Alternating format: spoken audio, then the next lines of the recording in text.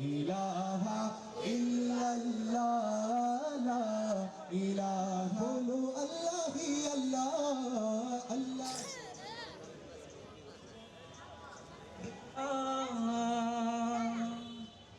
কাজ করেন। আমাদের আজকের এই যে প্রধান অতিথি প্রোগ্রাম মাসব্যাপী উদ্বোধন করতে যাচ্ছি, আমাদের আমরা এই 4 নংয়ের অপশনটা আমরা খালি রেখেছি।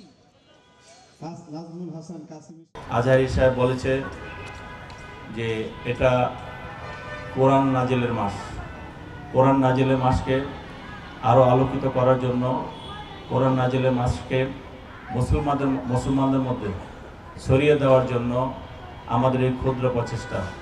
আমি ওনাদের সাথে পরামর্শ করেছি, আলোচনা করেছি যে পৃথিবীর বিভিন্ন দেশের সাথে তাল মিলিয়ে আপনারা দেখেছেন যেখান থেকে এই কোরআনের জন্ম যেই দেশে, সেখানেও কিন্তু এই রমাদান মাসটা অত্যন্ত ঝাঁকজমক করে এবং এইভাবে উৎসব করে পালিত হয়। সৌদি আরব সেখানে আমি দেখেছি, আমরা দেখেছি।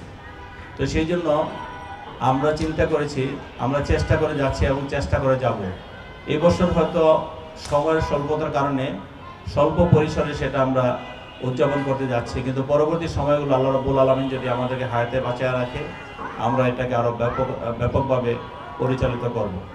আমরা চাই প্রতিটি ঘরে ঘরে এই কোরআন রমজান মাস নিজেকে শুধরানোর মাস, কোরআন সুন্নাহর মাস হিসাবে আমরা নিজেকে পরিবর্তন করতে চাই।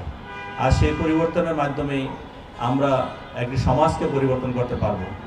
সেই সমাজ পরিবর্তনের ধারাবাহিকতায় আমরা যদি কোরআন সুন্নাহ নিয়ে চলি, বিশেষ করে আপনাদের একটা জিনিস খেয়াল রাখবেন যে আমরা অন্যান্য মাসে হোটেল রেস্তোরাঁগুলো খোলা থাকে, যে যার মতো খাওয়া দাওয়া করে, যে যার মতো ধূমপান করে। আর আজকে রমজান মাস উপলক্ষে আমাদের হোটেল রেস্তোরাঁ কিন্তু বন্ধ। আমাদের নেতা ছিলেন শহীদ রাষ্ট্রপতি জিয়াউর রহমান, তিনি একই ধারায় চলেছেন। আমাদের নেত্রী দেশনেত্রী বেগম খালেদা জিয়া একই ধারায় চলেছেন। তাই আমি মনে করি এই ধারাবাহিকভাবে শহীদ রাষ্ট্রপতি জিয়াউর রহমান, দেশনেত্রী বেগম খালেদা জিয়া, পরবর্তীতে আজকের প্রধানমন্ত্রী মাননীয় প্রধানমন্ত্রী জনাব তারেক রহমান যে ধারাবাহিকভাবে ইসলামকে ধারণ করে যাচ্ছেন, ইসলামকে প্রসারিত করে যাচ্ছেন, আমি মনে করি আগামী দিনে বাংলাদেশে শতভাগ মানুষ না হলেও বেশিরভাগ মানুষ ইসলামকে ধারণ করে, দিনকে ধারণ করে পথ চলবে। এবং যখন আমার ভিতরে দিন থাকবে, যখন আপনার ভিতরে দিন থাকবে, তখন সমাজ থেকে এমনি অনেক অপকর্ম দূর হয়ে যাবে, দুর্নীতি দূর হয়ে যাবে, অন্যায় অনাচার দূর হয়ে যাবে। আমরা শত চেষ্টা করেও যেটা পারি না, কোরআন যদি আপনার ভিতরে থাকে তাহলে আমরা মনে করি সেটা খুব সহজেই আমরা করতে পারবো ইনশাআল্লাহ। আশা করি আপনারা আমাদের এই সহযোগিতার হাত বাড়িয়ে দিবেন। আমরা যে আলোকিত মাহে রমজান আজকে আমরা উদ্বোধন করতে যাচ্ছি, আমি ব্যক্তিগতভাবে সকলের সহযোগিতা নিয়ে আজকে আলোকিত মাহে রমজানের শুভ উদ্বোধন ঘোষণা করছি। আর আমরা এখানে একটি বোর্ড রেখেছি, বোর্ডে দেখেন লেখা আছে আত্মশুদ্ধির মাসে হোক নিজেকে পরিবর্তন, লক্ষ্য রমজানের লক্ষ্যে। এই মাসে আমরা অঙ্গীকার, অর্থাৎ আমরা রমজান মাসে কিন্তু কিছু কিছু অঙ্গীকার করি।